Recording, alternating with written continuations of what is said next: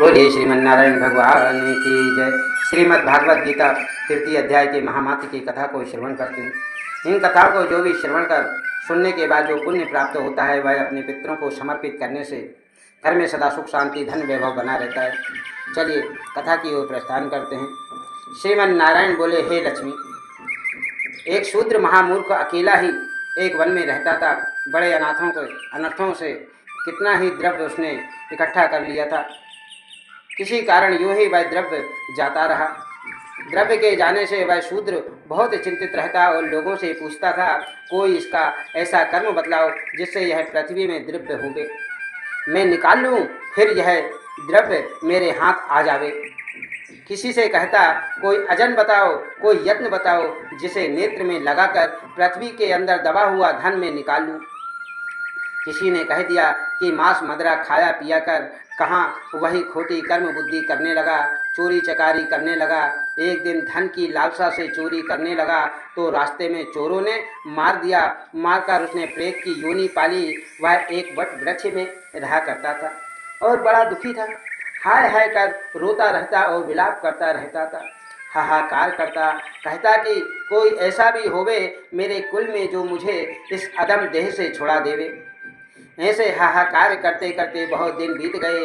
इतने में ही उस शूद्र की स्त्री ने एक पुत्र को जन्म दिया। उसका पुत्र बड़ा हुआ तो एक दिन अपनी माता से उसने पूछा कि मेरे पिता का कौन सा व्यापार करते थे और उनका देह अंतिम किस प्रकार हुआ। तब उसकी माता ने कहा, हे बेटा, तेरे पिता के पास द्रव्य तो बहुत था, धन दौलत तो बहुत थी, सो यूं ही वह चला जाता रहा, यूं ही चला गया और यूं ही खर्च हो गया। वह धन के चले जाने से बहुत चिंता करने लगे। एक दिन वन को गए कि किसी का धन चुराकर मैं ले आऊं। तब मार्ग में चोरों ने उन्हें मार डाला। तब पुत्र ने पूछा, हे माता, उसकी गति कराई गई थी क्या? तब माता ने कहा, नहीं, उनकी गति नहीं कराई गई। तब पुत्र ने कहा, हे माता, उसकी गति करनी चाहिए। माता ने स्वीकृति दे दी। तब वह पंडितों से पूछने लगा, जाकर प्रार्थना की कि हे स्वामी, मेरे पिता एक वन में जाकर किसी के हाथों मारे गए, इसका कोई उपाय कृपया कर कहिए जिससे उसका उद्धार हो जावे। तब पंडितों ने कहा, तू गया जाकर उसकी गति करा, तब तेरे पितरों का उद्धार होगा। तब उसने आज्ञा मानकर माता की आज्ञा लेकर गया जी को गमन किया। प्रयागराज के दर्शन करने से फिर आगे को चला तो रास्ते में एक वृक्ष के नीचे सुस्ताने आराम करने के लिए बैठ गया। वह भी उसको बड़ा ही भय और डर प्राप्त हुआ। वह वही वृक्ष था जहाँ उसका पिता प्रेत योनि में रहता था। उसी जगह चोरों ने उसको मार डाला था। तब उस बालक ने अपना गुरु मंत्र पढ़ा और एक ही नियम था कि वह एक अध्याय गीता का करता था, नित्य पाठ किया करता था। उस दिन उसने उस वृक्ष के नीचे बैठकर गीता जी के तीसरे अध्याय का पाठ किया। उसके पिता ने प्रेत की योनि से उसे सुना और सुन के उसी प्रेत देही छूट गई और देव देही को पाई।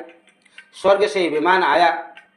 वह विमान में चढ़कर उसने के सामने आया और आशीर्वाद देकर कहा, हे पुत्र, मैं तेरा पिता हूँ।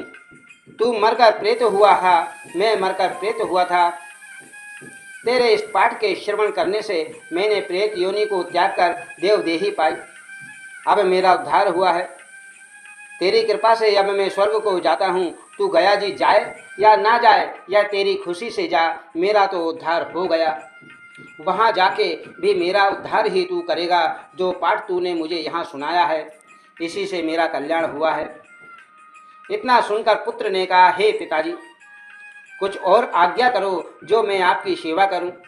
तब उस देही ने कहा, हे पुत्र, मेरे 7 पीढ़ियों तक के पितर नरक में पड़े हुए हैं, वे सब बड़े दुखी हैं। अब तू श्री गीता जी के तीसरे अध्याय का पाठ करके उनको फल दे दे, जिससे वह इस दुख से मुक्ति पा जावे।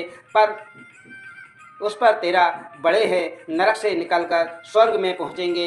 इतना वचन कहकर वह देव देही को पाकर स्वर्ग को चले गए। तब उस बालक ने वहाँ तीसरे अध्याय का पाठ किया और सब पितरों को पुण्य देकर वैकुंठ गामी को किया। तब राजा धर्मराज के पास दूतों ने जाकर कहा, हे रमा जी, नरक में तो बहुत से लोग नहीं हैं, वहाँ तो जुड़ाओ वहाँ तो उजाड़ पड़ा हुआ है। जो कई जन्मों के पाप कर्मी थे उनको विमानों में बैठकर श्री ठाकुर जी के दूत ले गए हैं। इतना सुनते ही धर्मराज उठकर श्रीमन नारायण जी के पास गए, जहाँ पाताल में शेषनाग की शैया पर भगवान श्रीमन नारायण जी विराजमान थे और लक्ष्मी जी उनके चरण दबा रही थी। वहां जाकर धर्मराज ने दंडवत कर हाथ जोड़कर कहा, हे त्रिलोकीनाथ श्री महाराज जी, जो जीव जन्म जन्मांतर के पापी थे उनको आपके दूत विमानों में चढ़ाकर वैकुंठ को ले गए हैं, तब नरक के भोगने का दंड किसको देवे हम, और किस प्रकार दंड दिया करें।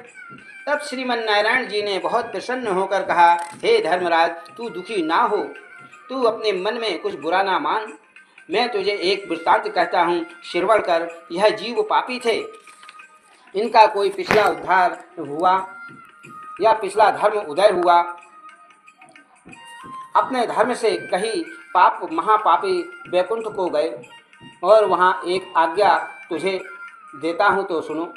जो जीव श्री गीता जी के पाठ करें अथवा श्रवण करें, सुने या कोई किसी को पाठ किए का फल प्रदान कर देवे, उन जीवों को तू कभी भी नरक में ना देना।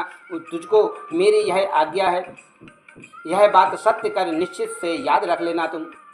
इतना सुनकर धर्मराज अपनी पुरी को चले गए। आकर अपने दूतों को बुलाकर कहा, हे यमदूतों, जो प्राणी श्री गीता जी के पाठ को श्रवण करे या पाठ किए का किसी को पुण्य दे देवे, उस प्राणी को तुम कभी नरक में ना डालना। गीता जी के पाठ अथवा श्रवण से पापी जीव भी वैकुंठ को प्राप्त होंगे। जो जीव श्री गीता जी के पाठ करे श्रवण करे, उसका फल कहाँ तक कहूँ, अथाह फल है, उसका कहने में नहीं आ सकता। श्रीमन नारायण जी ने कहा, हे लक्ष्मी, यह तीसरे अध्याय का फल था। मैंने जो कहा है, जो आपने सुना है, इस अध्याय को सुनकर अपने पितरों को समर्पित करने से पितरों को मोक्ष की प्राप्ति होती है। ऐसी सुंदर कथाओं को जानने के लिए चैनल को सब्सक्राइब अवश्य करें। ओम नमो नारायण।